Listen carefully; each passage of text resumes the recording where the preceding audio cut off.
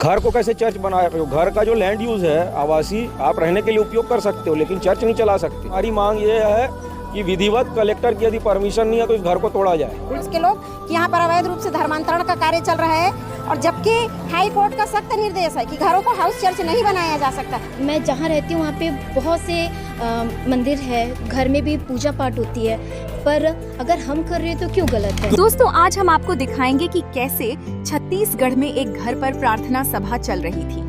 तभी वहां पर बजरंग दल के लोग आ जाते हैं और उस प्रार्थना सभा पर भयंकर हमला करते हैं। जब आप उस वीडियो को देखोगे तो आप सभी हैरान हो जाओगे, इसलिए आप सभी पहले उस वीडियो को देखिए, फिर हम आपसे बात करते हैं। दोस्तों, आज सारेडी में गली नंबर 1 में एक अब्राहम गनी नाम का व्यक्ति अपने घर को चर्च बनाया है।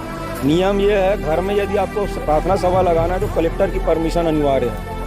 किसी कानून को नहीं मानते हैं और हिंदुओं को बुला के चर्च चलाते हैं, और ये बोलते हैं कि सब कुछ विधि सम्मत हम लोग कर रहे हैं। करके विधि सम्मत कर रहे हो तो फिर जो है पूरा हिंदू समाज तुम्हारा विरोध क्यों करता है? घर को कैसे चर्च बनाया? घर का जो लैंड यूज है आवासीय, आप रहने के लिए उपयोग कर सकते हो, लेकिन चर्च नहीं चला सकते। चर्च जो आपका रजिस्टर है वहाँ आपको जाना पड़ेगा। अभी आप देखिए क्या कुछ हो रहा था। यहाँ करीब 20 से 25 संख्या में हिंदू लोग थे। अभी पुलिस ने सबका नाम नोट किया है, और सिर्फ धर्मांतरण होता है यहाँ पे, और कुछ नहीं होता। उन लोगों को घर वापस भेजा गया या फिर अभी भी उन लोग? पुलिस कार्रवाई कर रही है, तहसीलदार भी आया, और हमारी मांग ये है कि विधिवत कलेक्टर की यदि परमिशन नहीं है तो इस घर को तोड़ा जाए। कोई पता चला कि वहाँ पे हिंदू है अंदर बैठे हैं अभी? बिल्कुल हिंदू है, सारे हिंदू है। इनका रेट फिक्स रहता है। कोई यदि ब्राह्मण जो है धर्मांतरित होता है तो 2 लाख रुपया, दलित होता है तो 50,000, पिछड़ा वर्ग होता है तो 1 लाख रुपया, और ये सारी पहचान हिंदू वाली रखते हैं और काम ईसाइयत वाला करते हैं। ईसाई समुदाय के किसी से बातचीत हुई, कुछ कहा? अभी हमने बातचीत नहीं की, क्योंकि पुलिस का काम है, वो पुलिस कर रही है। लेकिन जहाँ जहाँ इस प्रकार की अवैध गतिविधि, हिंदू विरोधी गतिविधि होगी, हमको जानकारी मिलेगी, हम पहुँचेंगे। पूरा मोहल्ला इनके विरोध में खड़ा है। पुलिस क्या कहे आप लोगों को? पुलिस ने कहा है कि हम कार्रवाई कर रहे हैं, और हमने भी आपत्ति दर्ज कराई है, मोहल्ले वालों से साइन लेके एक आवेदन बनाया है। ये साउंड सिस्टम भी घर में बिना परमिशन के नहीं लगा सकते, और पूरे मोहल्ले को हर रविवार को परेशान करते हैं। और किसी एक हफ्ते कोई कार्यक्रम हो तो समझ में आता है, लेकिन हर रविवार को, वो भी बिना परमिशन के। और ये वही संस्कृति को मानने वाले लोग हैं जिन्होंने हमारे भगत सिंह, राजगुरु, सुखदेव को फांसी दी। ऐसे लोगों को हम बिल्कुल पनपने नहीं देंगे। ये जहाँ जाएंगे वहाँ इनको ठोकेंगे। मैं प्रफुल्ल पटेल, हिंदू जागरण मंच जिला सह संयोजक।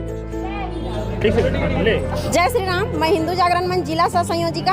हमें बहुत दिनों से जानकारी मिल रही थी, और जानकारी के साथ शिकायत भी कर रहे थे यहाँ के अड़ोस पड़ोस के लोग कि यहाँ पर अवैध रूप से धर्मांतरण का कार्य चल रहा है, और जबकि हाई कोर्ट का सख्त निर्देश है कि घरों को हाउस चर्च नहीं बनाया जा सकता, फिर भी हाउस चर्च बना करके यहाँ पर धर्मांतरण का कार्य किया जा रहा था। और जहाँ जो भी लोग यहाँ पर आते हैं, कोई भी क्रिश्चियन नहीं है, सभी के सभी हिंदू हैं। और ये लोग ऐसे हिंदू हैं, क्रिप्टो क्रिश्चियन हैं, जो सारा सरकार का सभी संसाधनों का लाभ हिंदू के नाम से लेते हैं और बाप बनाते हैं दूसरे को। तो आप लोग पहुंचे हुए थे, क्या कुछ बातचीत हुई, क्या कुछ पता चला?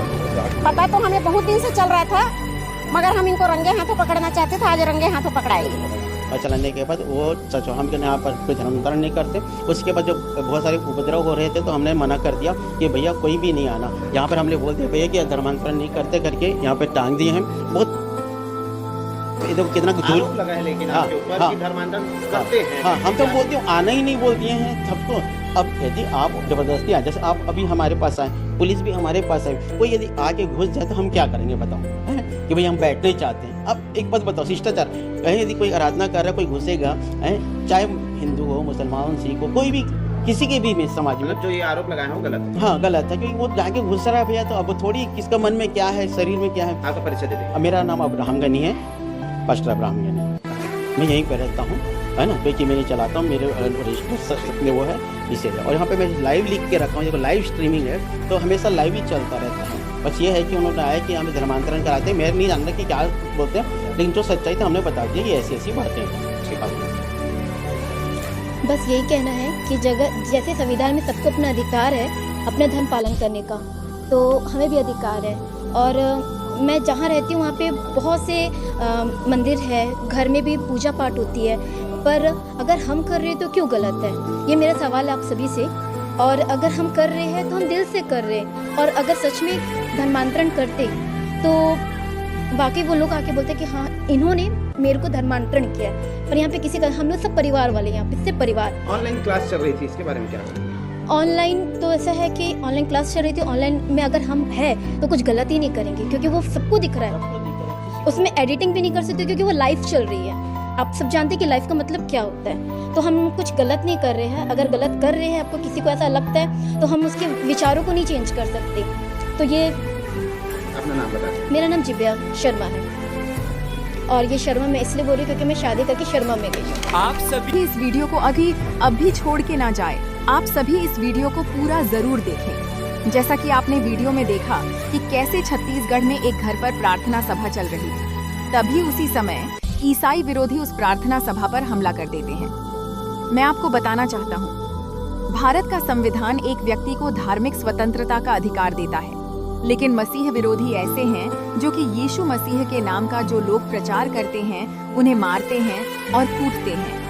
मैं आपको बताना चाहता हूँ, परमेश्वर का वचन बताता है ईसाई विरोधियों को यह हक नहीं है, लेकिन ईसाई विरोधी ऐसा इसलिए करते हैं क्योंकि परमेश्वर का वचन बताता है वो सत्य को नहीं पहचानते और सत्य हमारा यीशु मसीह है। जिस दिन वह यीशु मसीह को पहचानेंगे उसी दिन उनकी आत्मिक आंखें खुल जाएंगी, क्योंकि परमेश्वर का वचन बताता है हमारा परमेश्वर यह चाहता है कि वह भी नरक की आग से बचाया जाए, क्योंकि जो कोई परमेश्वर का वचन कहता है तुम्हें छूता है, वह मेरी आंख की पुतली को छूता है। इस वचन का मतलब यह है कि हमारा परमेश्वर हमारा रक्षक है और जितने लोग ईसाइयों से लड़ते हैं, परमेश्वर का वचन बताता है हमारा परमेश्वर उन्हें बदला देता है। यीशु मसीह का वचन इस बात को कहता है कि अगर ईसाई विरोधियों को हम क्षमा भी कर देते हैं, लेकिन परमेश्वर क्षमा नहीं करता है जब तक एक व्यक्ति अपने पापों की, अपने गुनाहों की यीशु मसीह से माफी नहीं मांग लेता। मैं आपको बताना चाहता हूँ, परमेश्वर का वचन इस बात का सबूत है, जितने लोगों ने यीशु मसीह के लोगों को सताया है, परमेश्वर ने उनको नीचा किया है, लेकिन जितने लोग पश्चाताप करते हुए परमेश्वर के पास आए हैं, परमेश्वर ने उन्हें गले लगाया है।